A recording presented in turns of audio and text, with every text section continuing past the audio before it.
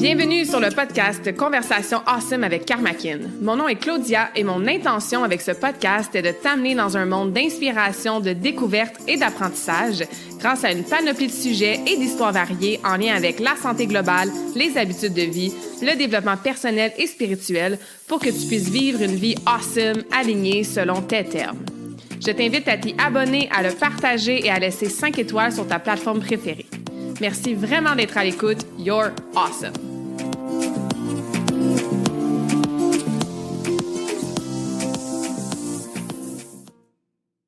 Bonjour tout le monde, bienvenue dans la nouvelle conversation awesome de la semaine. J'espère que vous allez bien, que vous êtes en pleine forme. Bienvenue sur le podcast si c'est votre premier épisode et re-bienvenue si vous êtes ici de temps en temps ou à chaque semaine. Donc, si vous êtes ici de temps en temps ou à chaque semaine, vous savez que j'adore alterner entre des épisodes solo et des épisodes avec des invités qui ont des passions, des expertises, qui sont inspirants, qui peuvent nous apprendre plein de choses. Et aujourd'hui, mais ça ne fait pas exception. Depuis que je connais Raphaël, j'ai appris vraiment beaucoup sur un métier que je ne connaissais même pas. Même ça fait aussi longtemps que je suis dans le domaine du bien-être et que je suis très, très, très reconnaissante et honorée de vous faire peut-être découvrir aussi ce de quoi on va parler aujourd'hui. Donc, Raphaël, je te souhaite officiellement la bienvenue sur le podcast. Merci d'avoir accepté mon invitation. Je sais que c'est une première pour toi de faire un podcast, fait que bravo aussi d'avoir le courage de sortir de ta zone de confort, d'être en mode jaser avec moi aujourd'hui à micro ouvert. Merci beaucoup Claudia pour l'invitation et je suis ravie de pouvoir te faire découvrir mon métier et puis à tous tes auditeurs aussi. Donc, merci beaucoup. Ça me fait grand plaisir. Raphaël, tu m'as contacté sur LinkedIn il y a quelques mois parce que tu étais nouvelle dans la région à Vaudreuil. Hein, les deux, on habite dans la même ville, donc c'est une belle coïncidence. Tu es expatriée de la France aussi, donc ça fait pas si longtemps que ça que tu es parmi nous au Québec. Et c'est ça, tu m'as contacté parce que, bon, les deux, on est dans des domaines complémentaires au niveau du bien-être. Et là, tu me dis, ah, moi, je fais de la sophrologie, je suis sophrologue. Et moi, je suis comme, ah, je sais pas c'est quoi, je connais pas ça. Donc, commençons là. Qu'est-ce que c'est la sophrologie? La sophrologie, c'est une méthode en fait qui va te permettre de retrouver l'équilibre entre ce qui se passe au niveau de tes pensées, de tes émotions et de ton corps. Ça a été créé par un neuropsychiatre dans les années 60. Et il s'est inspiré du yoga, il s'est inspiré de la phénoménologie, tu sais, quand tu notes tout ce qui se passe pour toi, etc. Moi, de l'hypnose aussi, qui était débutante à l'époque. Et il a fait, j'ai envie de dire, sa propre méthode. Moi, je suis tombée dedans parce qu'à un moment où j'en ai eu besoin, je l'ai découverte comme ça. Et je me suis dit, ah, mais c'est trop génial. Parce qu'en fait, le but, c'est que chaque personne soit autonome pour pouvoir avoir accès à ces ressources pour mieux vivre et retrouver un équilibre de vie. Bon, c'est en 3 mots, hein, bien sûr, mais c'est ça l'idée, quoi. Et moi, je suis juste fan de cette méthode, bah, tout simplement parce qu'en fait, mon but, c'est de rendre les gens autonomes et que je sois pas juste une béquille, en fait. Et c'est ça que j'aime. Ouais. Fait qu'on comprend déjà pourquoi moi j'étais comme, ah, je veux en savoir plus. Puis comment ça, je connais pas ça. En fait, je connaissais pas ça pour différentes raisons, mais aussi tu l'as mentionné, puis je sais que tu l'observes aussi beaucoup depuis que tu es arrivé au Québec, que c'est beaucoup plus populaire en France et Ouais. peut-être même dans d'autres endroits en Europe qu'ici au Québec. Donc, parle-nous de ça un petit peu, les grosses différences que tu remarques jusqu'à maintenant par rapport à la sophro en France versus ici au Québec depuis que tu es arrivé. Déjà, la sophro en France, enfin, pour avoir accès à la sophro, on n'a pas besoin de voir un médecin, mais les médecins et le milieu médical commencent depuis déjà quelques années à se servir de la sophro dans des structures comme les hôpitaux, parce que la sophrologie, ça peut aussi servir pour la gestion de la douleur, pour préparer des examens quand on est très anxieux, des choses comme ça. Et moi, j'avais mon cabinet en France pendant 4 ans, j'ai accompagné plus de 200 personnes. Et beaucoup venaient préférés par un psychologue ou par un médecin. Ici, comme c'est pas connu, on n'est pas nombreux sur le territoire, même s'il y a une association des sophrologues du Canada, on est 24 membres, je crois, à Dans date. le Canada au complet? Bon, on est principalement au Québec, on va pas Ouais, se mentir, j'imagine. Mais mais, quand euh, même, c'est pas beaucoup, mais hein? même 24 pour le Québec, ça fait pas beaucoup. Hmm. Et donc, bah, il n'y a pas d'ordre professionnel, et ici, c'est quand même un organisme, l'ordre, qui est important pour avoir accès aussi au milieu médical. En tout cas, c'est ce que j'ai compris en arrivant. Ouais, en France, tu es très lié au domaine médical et le bien-être est plus mis de côté. Après, chaque sophrologue est différent et chaque sophrologue a un peu sa spécialité. Il y en a qui sont plus orientés pour les enfants, pour les ados, d'autres plus en mode détente. Mais c'est dommage d'être que sur le bien-être parce que ça va tellement plus loin que le mode détente corporelle Mm. que voilà. Et en France, en fait, moi, j'avais une activité qui était très complémentaire avec notamment les psychologues et les clients ou patients des psychologues. En fait, ils venaient une semaine chez moi, une semaine chez leur psychologue et ça faisait écho parce qu'en fait, la sophro, c'est venir ressentir dans le corps. Avec le psychologue, Mhm. t'es dans la parole, t'es dans la pensée. Et avec la sophro, tu viens ressentir dans le corps ce que tu as déjà exprimé par la parole. Donc ça va vraiment beaucoup plus loin. Enfin, c'est juste génial, quoi. Mhm. Ouais, absolument. Tu sais, j'entends vraiment la santé intégrative. Puis, il y a un congrès de la santé intégrative au Québec à chaque année aussi où est-ce qu'on se rencontre des trentaines de professions de la santé pour travailler ensemble, justement, en collaboration, aller chercher cet aspect-là multidisciplinaire, multifactoriel du bien-être, de la santé, de la maladie. Et c'est vraiment pas évident, effectivement, au Québec, parce que justement, il y a des professions comme les psychologues, comme les médecins, qui sont régies ben, par le Collège des médecins, par l'Ordre des psychologues. Moi, en tant que kinésiologue, je suis même pas une profession reconnue parce que j'ai pas d'ordre non plus. Après avoir des ordres professionnels, ça l'amène des pour et des contre. On est beaucoup dans la santé, justement, holistique, intégrative, à vouloir travailler ensemble, à se référer des clientes, que ça soit, ben, va voir ta kinésiologue, après ça, ton ostéopathe, après ça, ta naturopathe, tu sais. Donc, il y a comme on sent la vague qui s'en vient de plus en plus, mais c'est long, puis c'est pas évident. Puis il y a encore aussi cet aspect-là de ben tel axe c'est réservé, puis c'est très linéaire comme méthode de pensée, puis même de diagnostic, puis de traitement. Alors qu'on le sait, le corps humain, c'est tellement fascinant, c'est tellement complexe.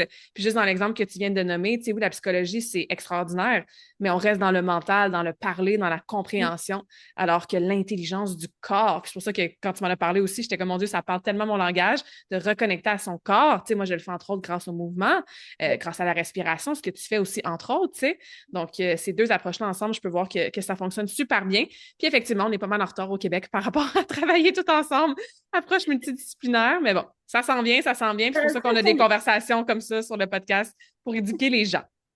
Fait que pour revenir à cette connexion-là au corps, parle-nous un petit peu d'une séance de sophro, comment ça se déroule. Je sais qu'il y a de l'individualisation aussi, bien sûr. Moi, j'en ai vécu une aussi avec toi. Tu as été généreuse de m'offrir aussi l'expérience pour que je puisse, ben, moi aussi, hein, le ressentir. Ça ressemble à quoi? Fait que je pourrais partager ça après. Mais parlons un petit peu du déroulement d'une séance en sophrologie pour, encore une fois, les gens qui sont comme moi, je sais pas c'est quoi, puis j'ai besoin d'un exemple plus concret de comment ça se passe. Ok. Ça se passe en plusieurs parties. La première partie, il y a vraiment une partie d'écoute.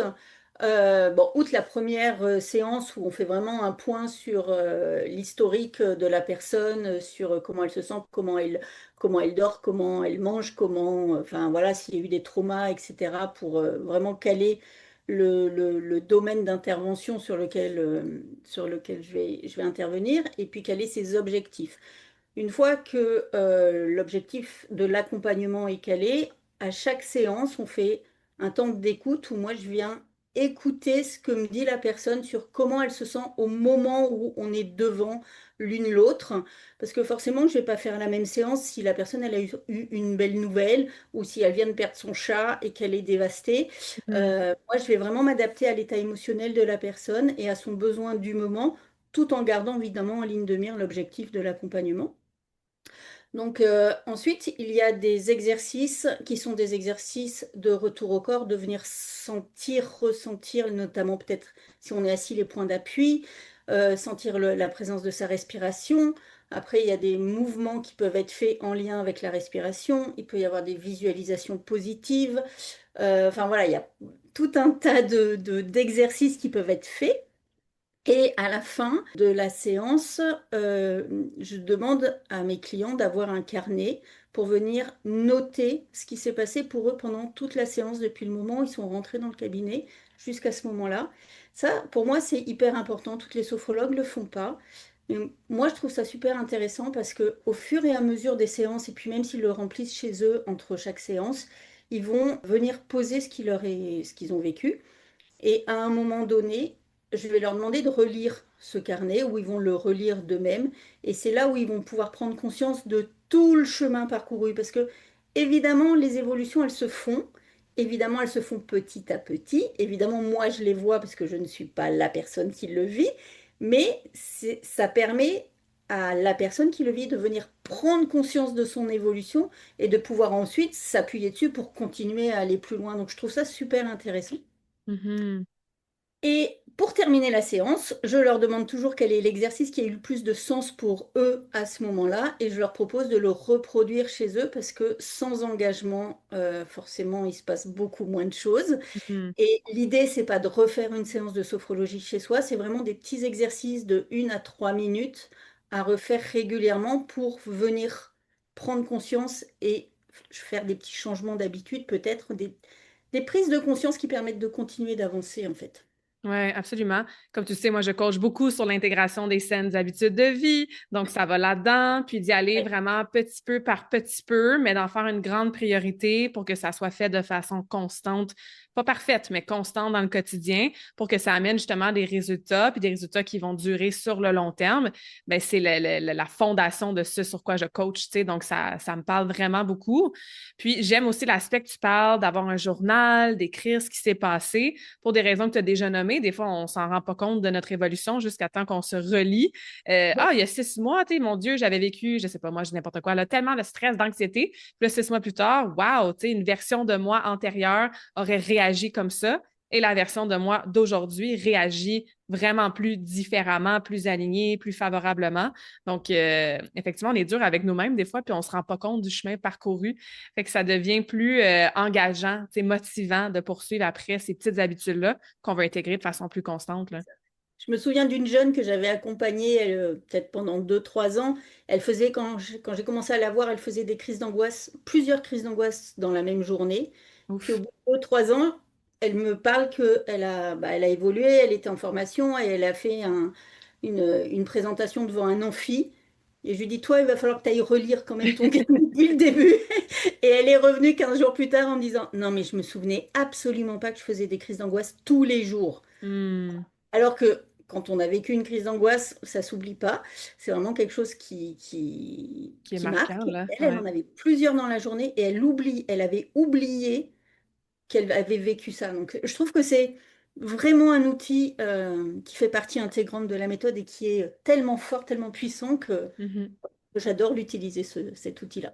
Oui, absolument. Puis je trouve que ça l'aide aussi avec l'intégration post-séance. C'est Tu sais, ça. souvent, on va vivre des choses, par exemple, des expériences immersives où est-ce que, je sais pas, moi, on va aller dans une retraite de silence ou de yoga ou de méditation pendant 2, 3 jours, ou on va avoir une rencontre avec, par exemple, moi en Reiki ou toi en sophrologie. Puis c'est très facile après de juste retomber dans notre quotidien, puis dans les tâches, puis dans les devoirs qu'on doit faire, puis dans les corvées, tâches ménagères, ce qu'on a besoin de s'occuper. Alors que suite à après avoir vécu quelque chose comme ça qui, pour nous, qui est transformateur, qui nous fait du bien, qui vient brasser un peu des affaires, qui nous amène des prises de conscience, ben, le post, ça, le après, l'intégration, il y a plusieurs façons d'intégrer quelque chose, mais je trouve que le journaling, pour moi, en tout cas, c'est un outil que j'utilise personnellement depuis tellement longtemps, mais ça permet d'intégrer, de faire le processus mental aussi, de réaliser des choses, de mettre sur papier. Donc, au-delà de la sophrologie, on vous encourage fortement à avoir un beau petit journal puis à écrire dedans. C'est vraiment un outil, comme tu dis, qui est super, super puissant. Ouais.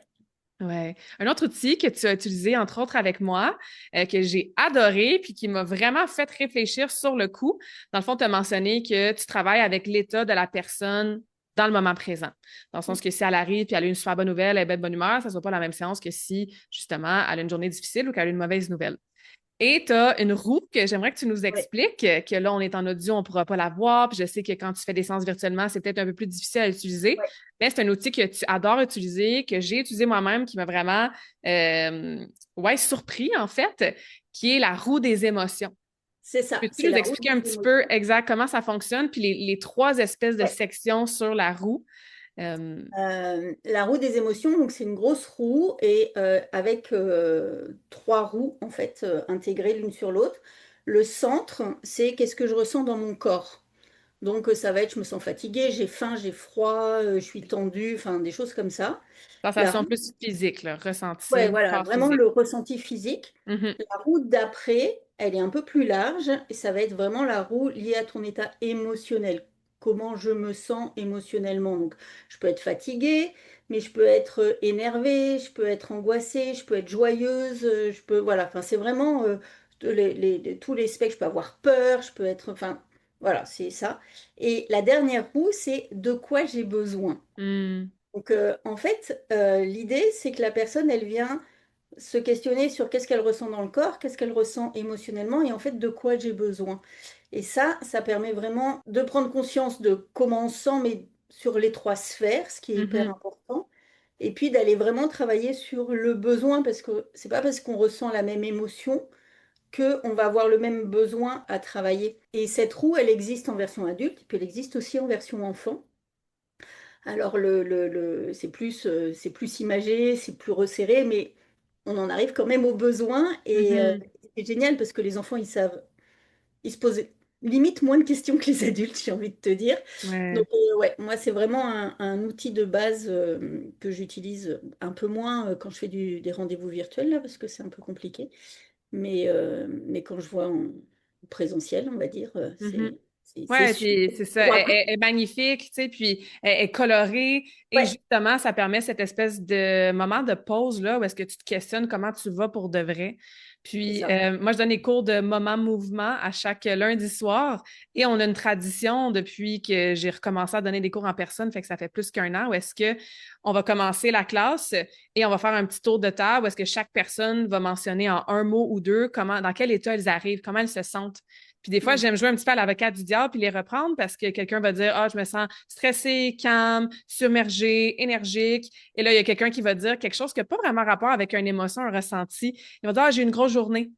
Ouais, c'est OK, ça. mais ta grosse journée, ça te fait sentir comment? Tu sais, pour développer justement cette capacité-là, cette habileté-là, cette pause-là à se questionner puis à retourner dans le corps, mais comment je me sens pour de vrai, tu sais? Souvent, les gens, ils n'ont pas les mots pour Mhm. exprimer ce qu'ils ressentent. Et le fait d'avoir le support de la roue, ça permet aussi d'aller plus en détail, Exact. plus finement sur son ressenti. Et c'est pour ça que je l'utilise tout le temps, tout le temps, tout le Mhm. Ouais, je m'en allais en fait vers ce point-là parce que je me disais que l'autre avantage d'utiliser ce genre d'outil-là, c'est que ça te permet de développer ton vocabulaire émotionnel aussi. Parce que, tu temps. sais, dans la société, on est souvent habitué de dire, Hey, ça va, oui, toi? Ouais, Comment c'est ça va? ça. Bien? Bien mal, tu sais? Mais au-delà de ça, tu sais, peux-tu aller chercher justement plus nuancer l'émotion à la, tu sais, que tu ressens? Puis des fois, on ne le sait juste pas. Donc, de lire ces mots-là. Puis moi, c'est ça qui m'avait surprise, en fait, parce que je me considère comme quelqu'un qui est très consciente de moi-même, qui est très, très, très connecté à mon corps. Mais je vivais quelque chose à ce moment-là, justement, dans les derniers jours. Puis, je regardais la roue, puis j'étais comme, mon Dieu, je le sais pas. Je sais pas comment je me sens, tu sais. Il y a un petit peu de ça, il y a un petit peu de ça, puis de réfléchir, puis après ça, tu parlais de l'écoute aussi que tu fais super bien, de te Merci. raconter par la suite qu'est-ce qui se passait dans ma vie à ce moment-là, ben ça m'a aidé justement à process, tu sais, puis à intégrer, puis à faire, OK, ben parce que c'est ça qui se passe, je le réalise, puis je connecte avec mon corps, puis c'est comme ça que je me sens en fait. Puis c'est ce que je ressens. Puis la troisième étape qui est, c'est quoi ton besoin? Ça aussi, tu sais, c'est rare qu'on va aller se demander ça. Qu'est-ce que tu as besoin à ce moment-ci? Autant quand on est dans des conversations avec d'autres gens, que des fois, la personne, elle a juste besoin de se faire écouter. Elle n'a pas besoin que, par exemple, je sois en mode coach. Elle a besoin que je sois en mode amie Claudia. Tu sais. Elle n'a pas besoin de mes conseils en ce moment. Elle a juste besoin d'écoute que de se questionner sur soi-même, qu'est-ce qu'on a de besoin. Tu sais, c'est rare, ça aussi, qu'on se demande ça, là. C'est rare parce que souvent aussi dans nos éducations, il faut aller prendre soin de l'autre et on s'écoute pas parce que c'est d'abord l'autre et après nous.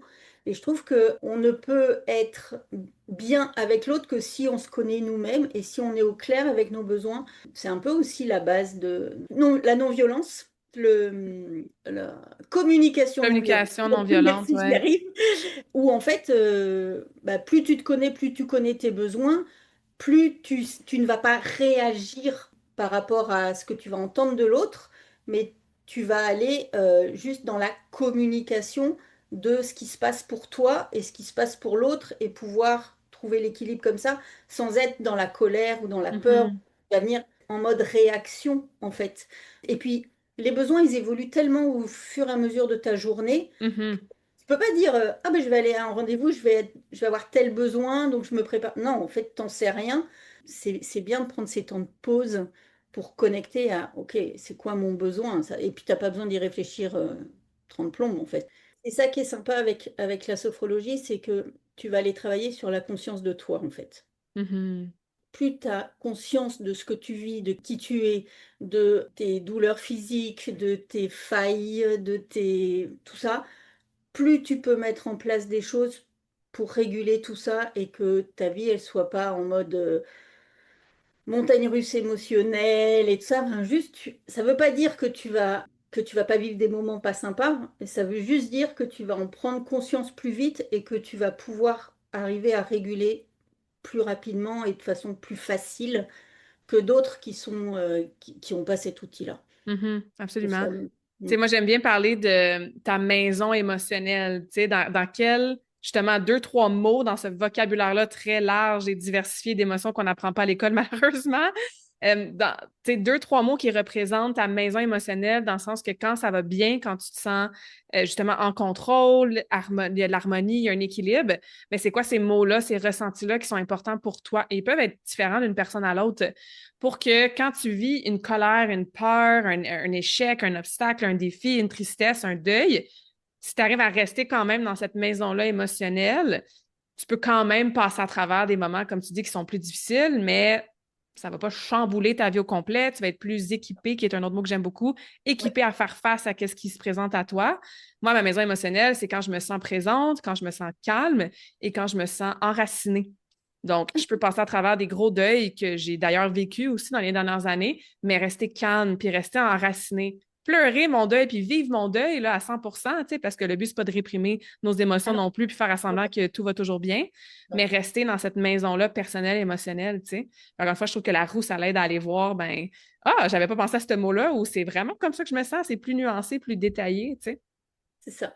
Ah, c'est bien, je vais travailler sur ma maison émotionnelle moi aussi. C'était Ouais, c'est vrai que c'est hyper intéressant. C'est où est-ce que je me sens moi et exact. je reste dedans en fait. Exactement. Puis c'est C'est ça, bien. ça change d'une personne à l'autre. Tu sais, moi, j'ai une amie qui me vient en tête, entre autres, qu'elle, dans sa maison émotionnelle, tu sais, il y a comme un grand dynamisme, une grande énergie, tu sais, de l'excitation. Moi, si j'étais toujours en mode, je suis excitée, j'ai full d'énergie, tout ça, je serais brûlée, puis je serais pas moi-même, alors que c'est des très belles qualités, puis une belle énergie positive, là, d'être autant dynamique, tu sais. Donc, c'est de se connaître encore une fois soi-même, savoir, OK, puis quand je me perds, que je sors de cette maison-là un petit peu, bien là, on revient à la troisième partie de la roue, hein. Qu'est-ce que j'ai de besoin pour y retourner? Puis des fois, c'est aussi simple que j'ai faim, genre je ressens mon ventre qui gargouille.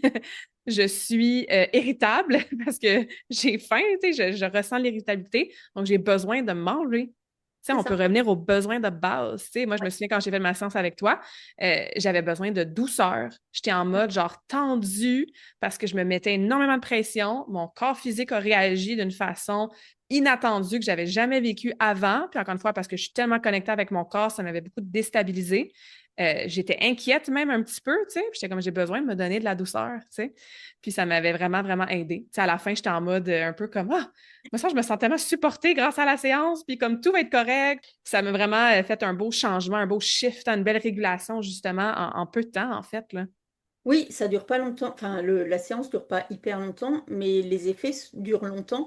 Ce que je voulais dire aussi, c'est que le fait d'aller chercher son besoin, de trouver d'où il vient, en fait, ça évite de venir se juger. Parce que souvent, on se juge, ah, mais j'ai pas d'énergie, ça On va se met pas. encore plus de pression Et on justement, on se fait sent la pression coupable, et ouais. on vient, voilà. Et le fait de prendre ce temps de pause, bah, ça évite ça aussi, de venir poser un jugement sur ce qu'on vit, parce qu'en fait, on a le droit de vivre tout ce qu'on vit. Mhm. On a le droit d'être fatigué, on a le droit d'être énervé, on a le droit d'avoir peur, enfin, on a le Tes droit, quoi. émotions sont valides. Chaque émotion Ouais. est valide et on n'a pas à se juger. Et ce qui est bien avec la sophrologie, c'est que quand on fait un accompagnement avec un sophrologue, on peut tout dire, on n'est pas jugé, on est écouté pour ce Mhm. qu'on est, ce qu'on vit, mais il n'y a jamais de jugement d'émis sur ce que vit la personne et on le croit sur ce qu'il vit. C'est-à-dire que souvent les gens ils se disent aussi, moi j'ai des personnes qui m'ont dit, mais moi on ne me croit pas quand je dis que je vis ça, on ne me croit pas. Ben, c'est Mhm.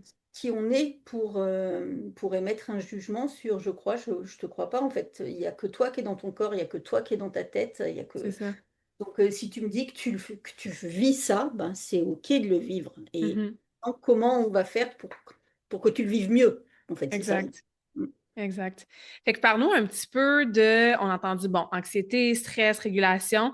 Quel genre de problématiques, de défis, d'états, d'objectifs qu'on pourrait avoir pour se dire, ah, ça me ferait peut-être du bien d'avoir une séance de sophrologie ou d'être dans un accompagnement aussi sur plusieurs séances, plusieurs semaines, plusieurs mois.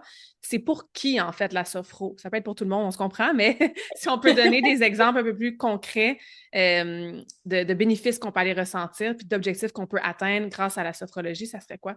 Bah, par exemple, pour les enfants, ce qui est très bien, c'est, tu sais, les enfants qui vivent des tempêtes émotionnelles comme la colère, très souvent, c'est la colère. Ça, la sophro, c'est génial parce que ça les aide beaucoup. Ou pour quand ils n'ont pas confiance en eux et qu'ils ils osent pas partir en voyage scolaire, par exemple. Ça, j'en ai eu plusieurs ou en camp d'été sur plusieurs jours, etc. Ça, c'est vraiment quelque chose où la sophro va pouvoir agir de façon très concrète avec les enfants, ça peut aller très vite, ça peut être entre Mhm. deux à 5 séances. Pour les ados, bah, tu as l'estime de soi quand on est ado qui est bien mise à mal.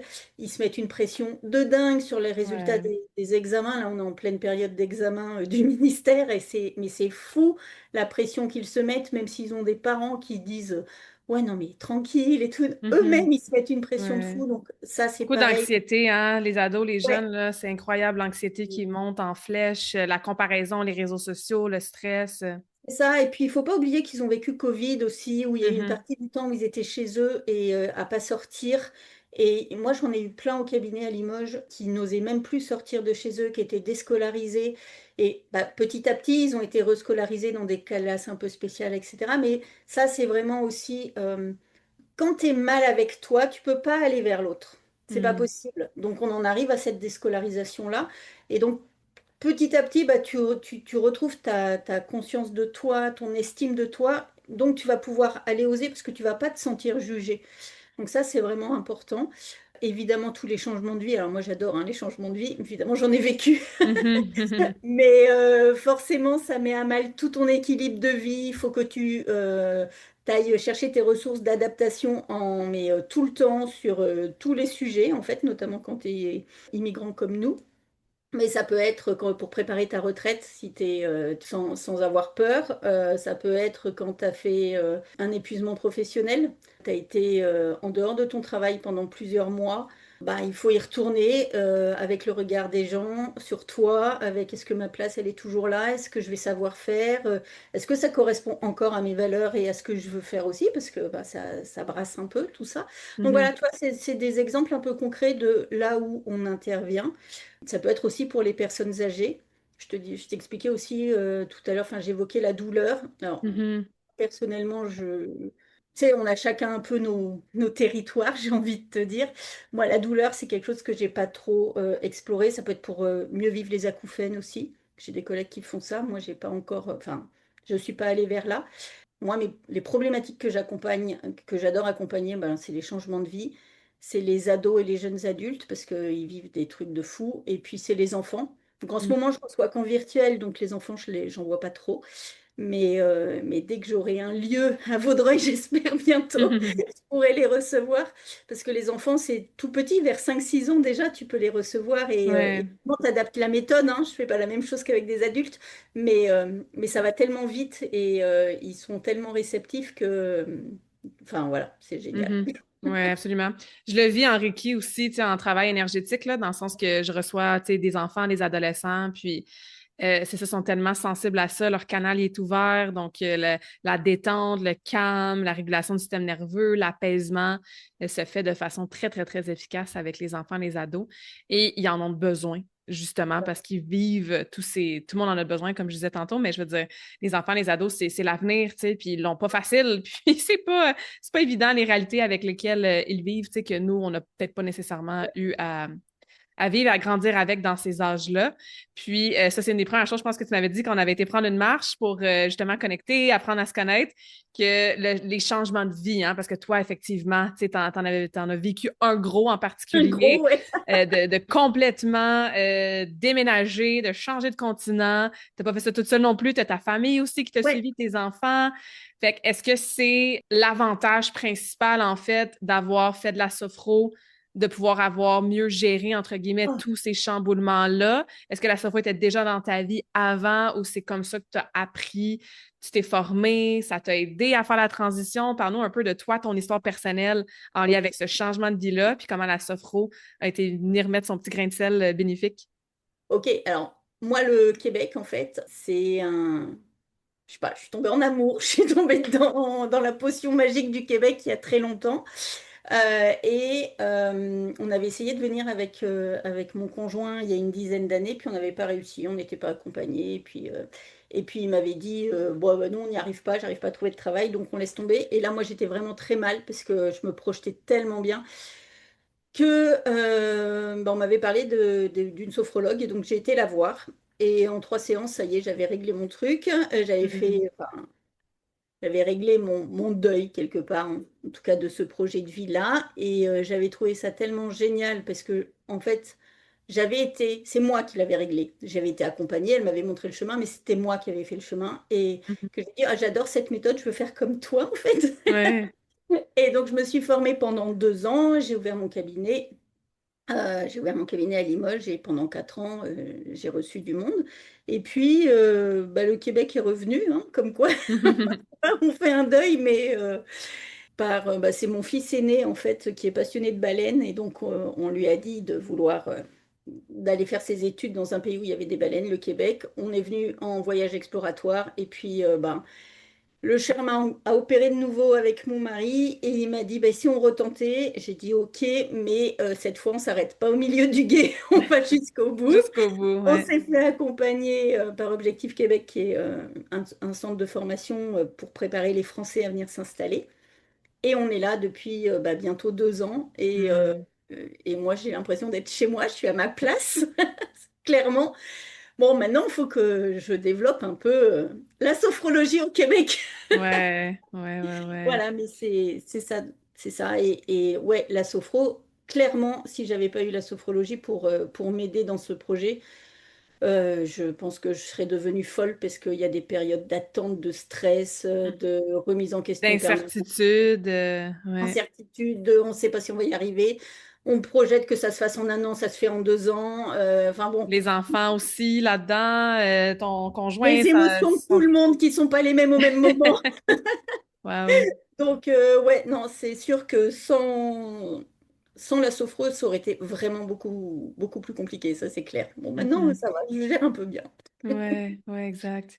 Puis c'est ça, hein, là, c'est de faire face à la réalité d'habiter ici, tu sais, puis de voir les différences culturelles, mais aussi au niveau professionnel, parce que comme on a déjà dit au début du podcast, c'est moins connu ici, mais on entend vraiment les bénéfices. Puis c'est un peu comme le Reiki aussi, je fais un autre parallèle. Faut le vivre pour le comprendre. Parce que peut-être que même là, après que ça fait plus que 30 minutes qu'on en jase, peut-être qu'à l'écoute, vous êtes comme, oh, mais je comprends toujours pas qu'est-ce qui se passe puis comment ça marche. Et moi, j'aime ça, être dans cette ouverture d'esprit-là. Des fois, j'ai des gens qui viennent me voir en équipe, sont comme, je sais pas qu'est-ce que tu fais, je sais pas comment ça marche, mais je comprends les bénéfices, j'ai une petite curiosité. Et là, une fois qu'ils le vivent, qu'ils le ressentent, qu'ils font l'expérience de recevoir le Reiki, ils sont comme, ah, justement, ça se ressent dans le corps, ça s'explique pas nécessairement avec le mental, tu sais. Fait que, bref, tout ça pour dire qu'on encourage vraiment les gens à l'essayer puis à vivre la sophrologie pour mieux l'intégrer, justement, la comprendre, parce que c'est ça, des fois, c'est un peu plus abstrait. Puis comme c'est individuel aussi à qu'est-ce que la personne a de besoin dans le moment, ben c'est pas 5 minutes de X, puis après ça, 6 minutes de Y. Ça va dépendre de qu'est-ce qui est en vie un petit peu pendant la séance. Mais c'est ça, moi, mon expérience personnelle avec toi, tu sais, c'est ça, ça m'a ramené vraiment justement, dans ma maison émotionnelle, dans un grand calme. Je me suis sentie très supportée. C'est un mot que j'ai nommé plusieurs fois. Puis vraiment en mode très calme, très connecté. Puis tout va bien aller. Tu sais, c'est comme ça que je me sentais après. J'étais comme tout va bien aller. Donc, ça prend pas grand-chose, entre guillemets, dans le sens que c'est très puissant. Puis on Mm. entend, tu as 2 ans de formation, 4 ans d'expérience et plus, tu sais. Donc, ça reste très, très, très puissant comme méthode. Mais parfois, c'est dans la simplicité de ces méthodes-là qu'on va chercher. Le Reiki, c'est la même chose. C'est C'est vraiment ça. simple, le Reiki, là. C'est de vouloir faire du bien par l'imposition des mains. L'ouverture d'un canal énergétique, c'est très, très, très simple. Mais il y a une puissance qui est là, qui est belle, puis qui se fait ressentir. Puis que justement, en une séance, ben, il y a un avant-après. Tu sais, donc on refait la roue à la fin, puis on n'a plus le même ressenti, tu sais. Donc, bref, je vous encourage vraiment à l'essayer. Merci. Et Ouais. souvent, en formation, on nous disait, mais c'est juste ça. Et ça me fait Hmm. rire parce que je me disais, mais c'est juste ça. Non, c'est pas si simple en fait quand tu l'apprends. Mais après, quand tu l'as intégré, oui, c'est juste ça. C'est hyper simple, Ouais, mais il faut le savoir, il faut le ressentir. exact. Simple mais puissant. J'adore ça. Ça résonne aussi avec moi, mon approche. Est-ce que les gens ont besoin de faire plusieurs séances rapprochées s'ils ont, par exemple, justement, un gros changement de vie ou beaucoup de stress, beaucoup d'anxiété, beaucoup de tempête émotionnelle? Qu'est-ce que tu recommandes? Encore une fois, il y a de l'individualisation, mais de façon générale, comme fréquence ou comme nombre de séances pour qu'on ait une belle intégration, des bons bénéfices et tout ça. En nombre de séances, je peux pas dire parce que ça va vraiment dépendre de chacun et qu'est-ce qu'il va mettre en place entre chaque séance. Mhm, Moi, je trouve qu'idéalement, une rencontre tous les 15 jours, c'est bien parce que ça permet de garder le bénéfice du premier rendez-vous, de refaire chez soi à son rythme, de l'individualiser à sa façon de vivre, parce que le but, c'est encore une fois que la personne soit autonome, mhm, et puis de revenir poser, prendre conscience de l'évolution, est-ce que ça a changé quelque chose déjà, et puis continuer comme ça d'avancer pas à pas. Moi, j'ai tout eu. J'ai eu des gens qui sont venus 3 fois et c'était OK. Et j'ai eu des suivis sur peut-être 2, 3 ans et c'était OK aussi, avec peut-être mhm. parfois des coupures. Je pense que il y a aussi le fait que quand on travaille sur soi, ben, on va arriver à un objectif et puis on se dit, ah ouais, mais j'ai aussi un autre Oui, objectif qui c'est a ça. émergé. Et donc, en fait, on va continuer à travailler, mais ça va pas être forcément le même objectif de départ. Donc, souvent, les enfants et les ados, ça va assez rapidement parce que bah, l'objectif, il est très clair. Il est souvent posé aussi par les parents. Donc, c'est mieux gérer sa colère ou retrouver confiance en soi ou préparer un examen. Donc, ça, Mhm, c'est une fois que l'examen il est passé, bah, OK, là, mais mhm. souvent, ils reviennent derrière en disant, ouais, mais Il y a un autre petit quelque chose que j'aimerais travailler, c'est ça. là que j'aimerais. Fait que j'entends que ça peut être ponctuel, que ça peut être plusieurs séances aussi à Ouais, des c'est ça. intervalles d'à peu près 2 semaines, mais qu'on y va selon nos besoins, nos ressentis. Puis qu'est-ce qu'on fait entre les séances aussi? Je veux dire, la personne qui prend le temps tous les jours de faire quelques exercices, de continuer à travailler cette introspection-là, cette connexion-là au corps, ben c'est sûr que, tu sais, on le sait très bien, là, que les résultats vont être plus durables et plus longs. Donc, c'est la même chose en kinésiologie puis en Reiki, là. Puis ça peut être aussi en groupe, c'est-à-dire que OK? Ah, intéressant. ouais, on peut être en groupe ou sous forme d'atelier. Ça aussi, OK. c'est des choses que je fais. Notamment, là, j'ai fait un programme sur 4 séances de groupe pour des nouveaux arrivants. Et c'est hyper intéressant parce qu'il y a un échange Ben entre les oui. gens qui vivent la même chose et en même temps, bah, c'est individuel parce que c'est ce qu'on ressent dans le corps. Donc, Mhm. je trouve que le groupe, ça a aussi un côté super intéressant. Ouais, vraiment, vraiment, vraiment. Good. Moi, j'aime bien donner des trucs pratico-pratiques. Donc, au-delà d'aller te voir en sophrologie, de l'essayer, c'est quoi peut-être un truc, une chose, un exercice que tu pourrais nous conseiller aujourd'hui, qu'on pourrait commencer à faire à tous les jours, qui prend pas beaucoup de temps, qui est simple, mais puissant pour nous aider à reconnecter à notre corps? Qu'est-ce que tu nous proposerais? Alors, ce que je propose très souvent au premier rendez-vous, à la fin du premier rendez-vous, c'est aux personnes de venir prendre conscience plusieurs fois dans la journée de leur point d'appui. OK. Quand ils sont en voiture, quand ils tiennent leur volant, est-ce que c'est chaud, est-ce que c'est froid, est-ce que c'est rugueux, est-ce que c'est doux, je suis assise sur ma chaise, qu'est-ce que je ressens. Je peux faire des micro-mouvements. Ça peut être, enfin, peu importe, je tiens un stylo, bah tiens, quelle forme il a, comment je le ressens dans ma main. Et ça, plusieurs fois dans la journée, ça permet déjà de prendre conscience de ce qu'on vit et de quitter ce mode automatique. Parce que tu sais, Hmm. tu prends ton stylo, t'écris, mais ok, tu sais ce que t'écris, mais ton corps, il est où quand tu fais ça? Ouais. Tu vois. Donc, toucher sa feuille, toucher le stylo, venir sentir tout ça, c'est souvent comme ça que ça commence. Et puis après, sinon, je les invite à venir ressentir leur respiration. Venir poser un doigt sous les narines, sentir l'air qui rentre, sentir l'air qui sort, peut-être qu'il y a une différence de température. Venir poser sa main sur le thorax, est-ce que ça s'élève, est-ce que ça s'abaisse, la main sur le ventre, est-ce qu'il se gonfle, est-ce qu'il se dégonfle. Enfin voilà, vraiment petit à petit. Et puis ça, on peut le faire 3 secondes et c'est OK. Et puis plusieurs Mhm. fois dans la journée. Et comme ça, on vient connecter à son corps tranquillement. Voilà. Ouais, ouais, c'est puissant. Puis ça aussi, ça résonne beaucoup, beaucoup dans justement les cours de Moment Mouvement ou de cette connexion-là, juste de prendre conscience de où est-ce que je suis. Puis des fois, tu sais, je vais dire aux gens, OK, descends tes épaules dans tel exercice. Puis là, ils descendent leurs épaules. C'est comme, mon Dieu, j'avais pas réalisé que j'avais les épaules dans les oreilles. Je suis comme, t'as vraiment les épaules dans les oreilles 18 heures par jour, là, tu sais. Fait que c'est de s'en rendre compte. Donc, c'est des trucs, encore une Retirer fois, les simples mais mâchoires puissants. aussi. sais, Ouais, quand tu... mâchoire, le front qui est Ouais, ouais, crispé. Des fois, on a envie d'aller aux toilettes, puis on s'en rend même pas compte. Tu ouais. sais, puis on est en mode genre pression, je dois finir ce document-là, ce contrat-là, puis ça fait 30 minutes qu'on a envie d'aller aux toilettes, puis on s'écoute pas, on n'écoute pas notre corps. Des fois, on a soif, puis on prend même pas conscience qu'on a soif pour de boire de l'eau, de ce besoin-là. Fait que ces petites micro-pauses-là, plusieurs fois par jour, mais c'est comme, OK, je peux relâcher mes épaules. Ah, j'ai besoin de manger, d'aller aux toilettes. Je peux relâcher mon stylo. J'ai pas besoin de le tenir comme si c'était une brique qui pèse 30 livres. Fait que encore une fois, relâcher, enlever la pression, douceur, c'est des petits messages de rappel que je me dis à moi-même aussi et qu'on partage à toutes ceux et celles qui sont à l'écoute. Donc, Raphaël, c'est ça, tu as mentionné là, en ce moment, tu es plus en mode virtuel. Parle-nous un petit peu de comment ça fonctionne, puis comment les gens peuvent te contacter s'ils aimeraient ça, vivre une expérience, soit en petit groupe, dans leur milieu de travail ou bien sûr individuel.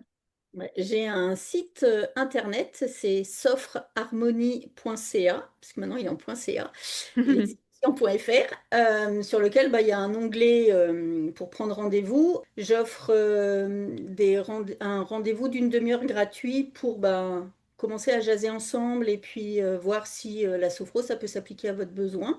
Parfait. Ou qu'on puisse effectivement prévoir un atelier dans une entreprise, par exemple, ou n'importe quelle structure, peu importe. Je vous attends. Génial. Fait que je vais mettre ton site Internet dans la description du podcast, donc les gens vont pouvoir aller cliquer Ouais, là-dessus.